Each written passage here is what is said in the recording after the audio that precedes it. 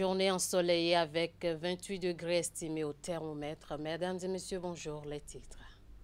Forum régional sur la cohésion sociale, la rencontre qui vise à mieux orienter les réflexions sur le projet COSO s'est ouvert à Cotonou. Il regroupe 4 pays, à savoir le Bénin, la Côte d'Ivoire, le Ghana et le Togo. Les précisions dans ce 13h au Bénin. Audience à la haute autorité de l'audiovisuel et de la communication. L'ambassadeur de l'Allemagne au Bénin a échangé sur plusieurs sujets avec le président de l'institution. Les détails à suivre. Et puis, protéger les zones humides pour notre avenir commun. C'est le thème retenu par la communauté internationale dans le cadre de la célébration de la Journée mondiale des zones humides édition 2025. Les manifestations officielles se sont tenues dans les Agégués. Les détails dans cette édition. À nouveau, bonjour. Cotonou abrite depuis mercredi 5 février 2025 un forum régional sur la cohésion sociale. C'est une rencontre qui va permettre de mieux orienter les réflexions sur le projet COSO, qui veut dire construire les communautés inclusives, bâtir une société solidaire et épanouie. Il concerne 4 pays, à savoir le Bénin, la Côte d'Ivoire, le Ghana et le Togo. La gouvernance locale et la cohésion sociale dans les régions nord du golfe de Guinée. C'est autour de ce thème que les travaux se mènent. Les précisions.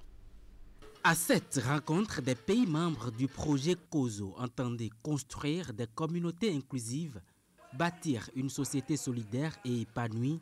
Une thématique principale mobilise les attentions: la gouvernance locale et cohésion sociale dans les régions nord du golfe de Guinée. Il s'agit du Bénin, de la Côte d'Ivoire, du Ghana et du Togo. Dans le cadre du processus de cohésion sociale et pour lutter contre ce que vous savez, on est obligé de se tendre les mains avec les pays d'en haut, donc les pays du Sahel. On ne peut pas vaincre cette fatalité si, à travers nos projets, à travers nos interventions de façon sectorielle, on n'arrive pas à faire des articulations pour éloigner de nous ce mauvais sort. En tant que partenaire stratégique, la Banque mondiale soutient non seulement les investissements dans les infrastructures résilientes et inclusives, mais également le renforcement des capacités locales et la promotion donc de la gouvernance participative. Le projet COSO vise le renforcement de la collaboration régionale à travers une coordination efficace et de qualité, favoriser des échanges d'expériences et le dialogue entre les pays membres pour le suivi des activités essentielles du projet. Les participants de ce forum régional sur la cohésion sociale ont d'ailleurs eu droit à une projection vidéo des réalisations du projet COSO dans les 4 pays concernés. Au Bénin, notre expérience nous a enseigné et nous a confortés dans la conviction que la sécurité et le développement sont 2 faces d'une même médaille. La paix durable et la prospérité de nos communautés reposent sur cette relation indissociable. D'un côté, la sécurité et de l'autre, le développement. C'est pourquoi nous devons œuvrer ensemble pour bâtir un cadre de gouvernance locale solide, garant de stabilité et de croissance inclusive. Le Forum régional sur la cohésion sociale est à sa 2e édition. Plusieurs communications et panels vont meubler les 2 jours de travaux. Des recommandations sont attendues pour mieux orienter les objectifs du projet COSO. Le président de la Haute Autorité de l'Audiovisuel et de la Communication a reçu à son cabinet plusieurs personnalités dans l'après-midi de ce mercredi. Au nombre de ces derniers, André Ousoto-Dieng, maire de Soava. Une visite qui a permis au maire et à sa suite de féliciter Édouard Loko pour sa nomination à la tête de l'organe de régulation des médias. D'autres sujets ont fait l'objet de leurs échanges. On écoute le maire André Ousoto-Dieng à sa sortie d'audience. J'ai demandé une audience au président de l'ARAC depuis qu'il a pris service, parce qu'il est de bon temps quand même qu'on vienne le voir pour le féliciter pour cette lourde tâche que le chef de l'État lui a confiée et qu'il le fait si bien. Et la deuxième raison, c'est de venir lui présenter, de vive voix des vœux de meilleurs, de paix et de bonne année, parce que vous savez, c'est vrai que nous venons de finir le mois de janvier. Et il est de bon temps quand même qu'on vienne présenter nos sincères et meilleurs vœux au président de la RAC. Et en plus, nous avons profité pour évoquer un certain nombre de communications dans la commune de Soava. Vous savez que la commune de Soava, c'est une commune lacustre et nous avons vraiment besoin de communiquer autour des différents projets de développement que le chef de l'État est en train de mener dans la commune de Soava, surtout le projet Gambier Réinventé, qui est à sa phase active aujourd'hui. Nous avons parlé de tous ces projets et bien sûr d'autres projets pour le développement communicationnel de la commune de Soava en particulier et du Bénin en général. Le président a reçu quand même nos doléances et a promis nous accompagner dans ce sens pour que Soava soit vraiment couvert sur le plan communicationnel. L'ambassadeur de la République fédérale d'Allemagne près le Bénin a également été reçu par le président de la HAC. La coopération entre les deux pays dans l'intérêt des médias était au centre des discussions. Stéphane Buchwald, ambassadeur de la République fédérale d'Allemagne, au micro de Gloria Agosso et Moufid Sabourin. C'était une visite de courtoisie. Je suis au Bénin depuis août 2023. Et je n'avais pas encore eu l'occasion de rencontrer le président de la HAC, donc je me suis dit, il est grand temps de le voir. Comme notre ambassade a beaucoup à faire avec des journalistes, des médias en général, j'ai insisté de voir l'institution qui régulatrice, si j'ose dire, des médias. Donc c'était une visite de courtoisie, de se connaître au niveau personnel aussi. On a constaté qu'il y avait pas mal de coopération entre le Bénin et l'Allemagne dans le passé. Et bon, j'espère qu'on pourra continuer cette coopération. Belle perspective. Bon, pour la presse, pour les médias béninois, il y a quand même une année très intéressante qui s'annonce avec les élections l'année prochaine. Et donc, nous, on avait déjà des projets avec des journalistes dans le domaine de la désinformation. Et on va voir ce qu'on peut faire dans cette année. Le problème pour nous, cette année, on aura des élections anticipées, nous-mêmes, parlementaires anticipées, d'ici 2 semaines.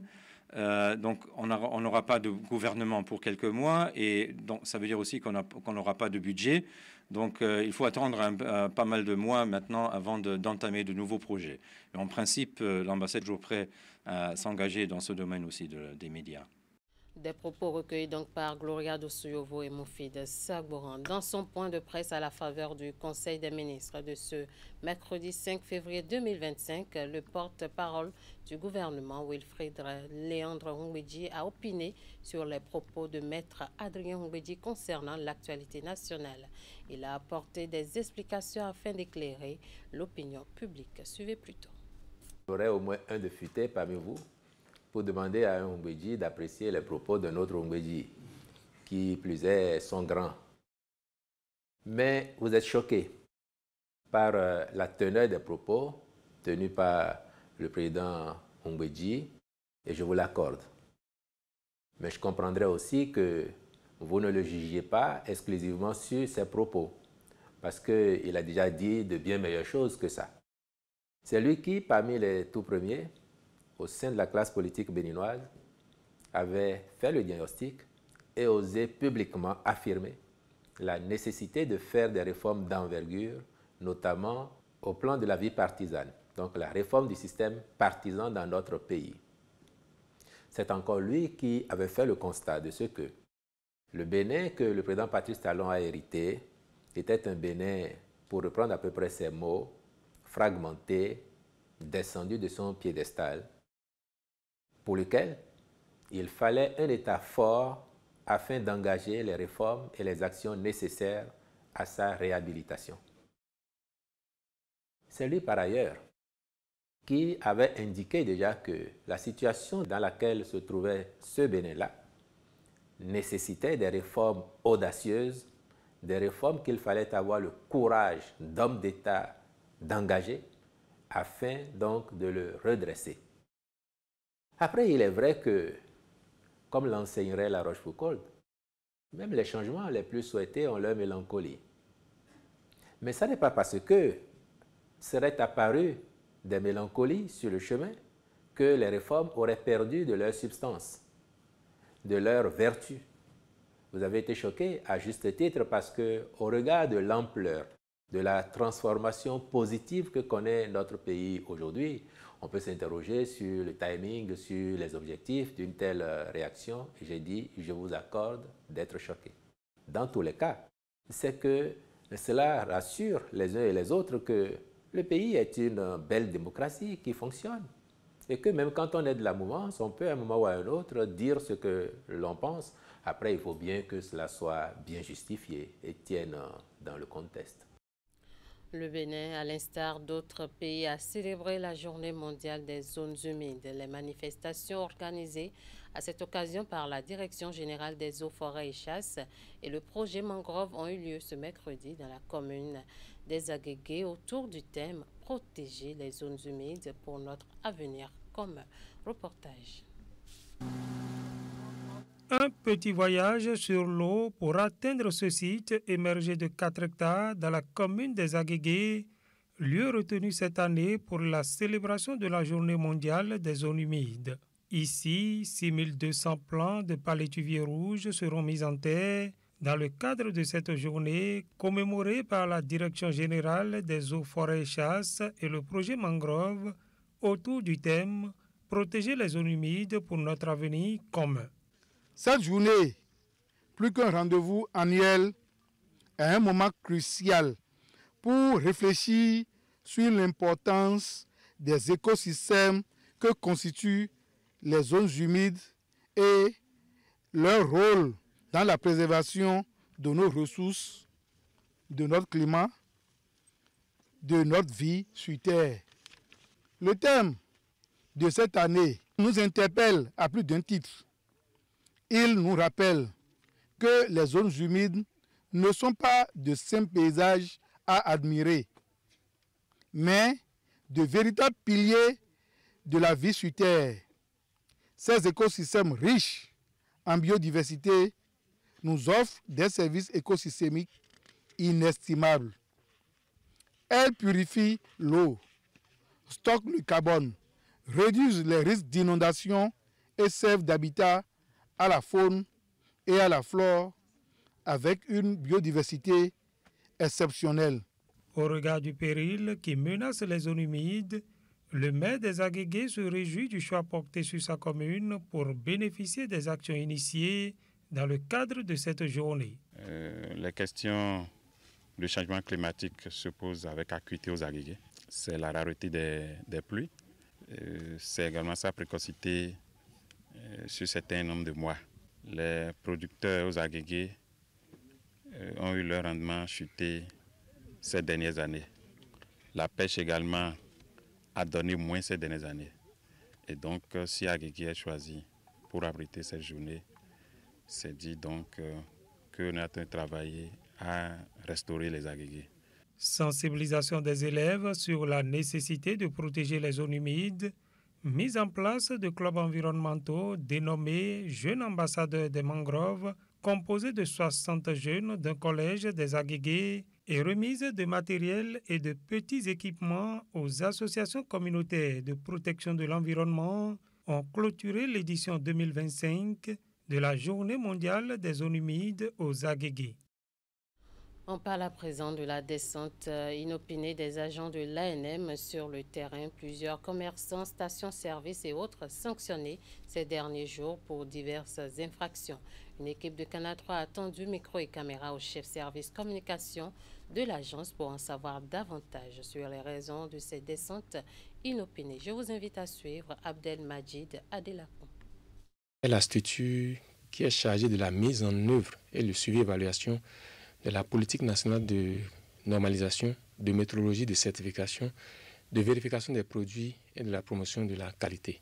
Alors, deux raisons essentielles motivent davantage nos descentes inopinées.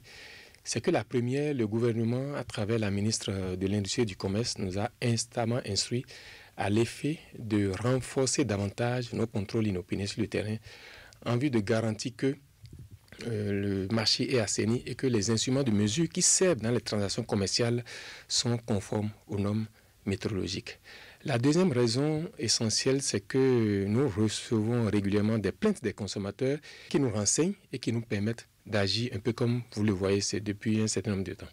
Au niveau de l'ANM, nous avons un équipement que nous appelons des jauges de référence Et c'est à travers ces jauges-là que nous mesurons la quantité, le débit au niveau des pompes des stations-service. La procédure est décrite par le décret 86-216 portant réglementation générale des instruments de mesure au Bénin, qui veut que lorsqu'un utilisateur qui veut faire son commerce achète un instrument de mesure comme balance, elle est obligatoirement amenée à faire vérifier cette balance au niveau des services de l'ANM pour avoir l'étiquette verte. Et c'est ça que nous appelons vérification primitive. Et après cette vérification primitive, dans l'intervalle d'1 an, cet utilisateur a l'obligation de ramener l'instrument de mesure pour que l'ANM s'assure que l'instrument de mesure est toujours en bon état de fonctionnement. Et nous faisons ce que nous appelons vérification périodique. Et c'est à l'issue de ça que nous apposons encore à nouveau nos vignettes vertes sur la balance pour montrer que l'instrument de mesure est toujours en bon état de fonctionnement. Rentrée dans les lycées techniques et agricoles du Bénin depuis ce lundi 3 février 2025, le lancement officiel a été fait par le ministre Yves Kwaro-Tchabi, accompagné du ministre conseiller SPD Ouessou, des acteurs du système éducatif et des autorités politico-administratives. C'est le lycée technique agricole de Ina dans la commune de Bebereke qui a accueilli la cérémonie, suivie d'une visite sur les chantiers de réhabilitation de cet établissement d'enseignement technique. Epiphane Tchabi, Franck Degla pour le point. C'est pour moi un honneur et un grand plaisir de vous souhaiter la bienvenue au LTA Ina ce jour, le 3 février 2025, dans le cadre du lancement officiel de la rentrée scolaire dans les lycées techniques agricoles du Bénin. Le top est ainsi donné pour la rentrée scolaire 2025 dans les lycées techniques et agricoles du Bénin. Ce lundi 3 février 2025, c'est au lycée technique agricole de Ina, dans la commune de Bembereke, que le ministre de l'enseignement secondaire technique et de la formation professionnelle Yves Kwaro-Tchabi, accompagné du ministre conseiller SPD Ouessou ainsi que du directeur du cabinet, des partenaires techniques et financiers a procédé au lancement officiel. Je voudrais vous inviter à l'accomplissement de vos obligations professionnelles, telles qu'elles sont inscrites dans les différents actes réglementaires et dans vos cahiers de charges que vous connaissez très bien. Je vous sais très capable de donner le meilleur de vous-même pour faire des lycées techniques agricoles des sanctuaires de développement de la jeunesse béninoise. Le ministre Yves Kwaro-Tchabi, tout en rappelant aux apprenants que l'avenir du pays repose en grande partie sur l'excellence des formations techniques et professionnelles, a souligné l'engagement du ministère qu'il dirige à moderniser l'enseignement agricole et technique, ceci en renforçant les compétences des jeunes afin de les préparer au mieux aux défis du marché du travail. Dans un monde en perpétuelle mutation, où la sécurité alimentaire et le développement durable sont des enjeux cruciaux, l'agriculture occupe une place de choix dans les priorités nationales. Ce projet ambitieux, financé par l'AFD, aux côtés du gouvernement béninois et d'autres partenaires, vise à renforcer l'enseignement et la formation technique et professionnelle au Bénin pour mieux répondre aux besoins du marché du travail. L'extension, la réhabilitation et l'équipement de ce lycée agricole témoignent de notre engagement commun en faveur d'une formation de qualité pour les jeunes béninois. Après le lancement de la rentrée, le ministre et sa délégation ont visité les travaux de construction et de rénovation du lycée technique agricole d'Ina, qui s'inscrivent dans le cadre de projets de développement de l'enseignement technique, de la formation professionnelle et de l'insertion professionnelle financés par l'Agence française de développement AFD. Restez avec nous pour découvrir cette fois-ci des femmes en déception à plusieurs kilomètres de Cotonou. Il s'agit des portières de Pataba, un des 14 arrondissements de la commune de Savalo. Suivez plutôt. Ici, le travail se fait essentiellement à la main, des mains habiles pour modeler l'argile. C'est un travail de plusieurs heures, voire de plusieurs jours, et qui nécessite attention, souplesse et agilité. Réunies en association, les femmes potières de Pataba font partie de cette longue lignée de potières traditionnelles. La connaissance ici est transmise de mère en fille.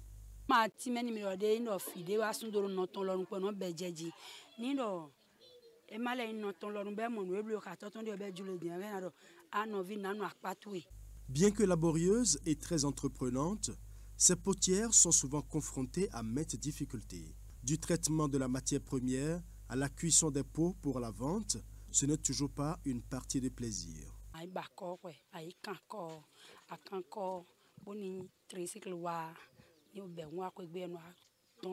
Quantité de bar de bonazan bon rosinji ya blo quelque temps aller voir rosinji pas de mon ko no abobo e bobo lo de nya de wo mi monè no wo mi no nya de wo e no abo wo mi no bedo seji lo mi no aso ni mi so e no abo chile wa mi mo no bo wa no do ken mi mo ken de ro come en choki jen come sin ken akege ko sin ken.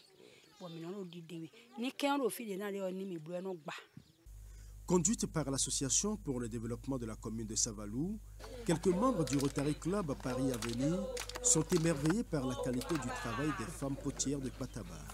Ils réfléchissent déjà aux voies et moyens pour les accompagner dans l'amélioration de leurs conditions de travail. Aujourd'hui, on va développer le tourisme un petit peu à Savalou parce que ça ramène de la richesse. C'est un lieu touristique qui pourrait être organisé et aménagé pour que ça attire les gens. Ce qu'elles font, c'est juste fantastique. Et on va essayer aussi de partager leur savoir avec des potiers français qui pourraient venir quelques mois, apprendre comment est-ce qu'ils font et leur apprendre comment est-ce qu'ils pourraient faire et améliorer. Aujourd'hui, on a vu qu'avec la cuisson, ils ont quelques soucis, beaucoup de casse. Et je pense qu'on peut améliorer des choses comme ça et leur montrer d'autres choses.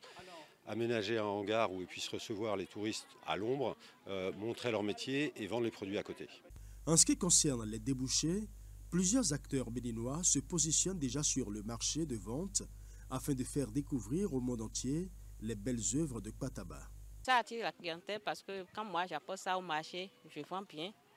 C'est avec ça que je nourris mes enfants. Bon, tout le monde achète pour boire tisane, sans ça tu ne peux pas boire tisane. Quand tu accouches, c'est avec ça tu vas faire la tisane pour laver les enfants. Donc pour ceux qui font les choses traditionnelles, c'est avec ça eux aussi ils travaillent. Donc ça marche bien, mais seulement c'est difficile pour ceux qui fabriquent.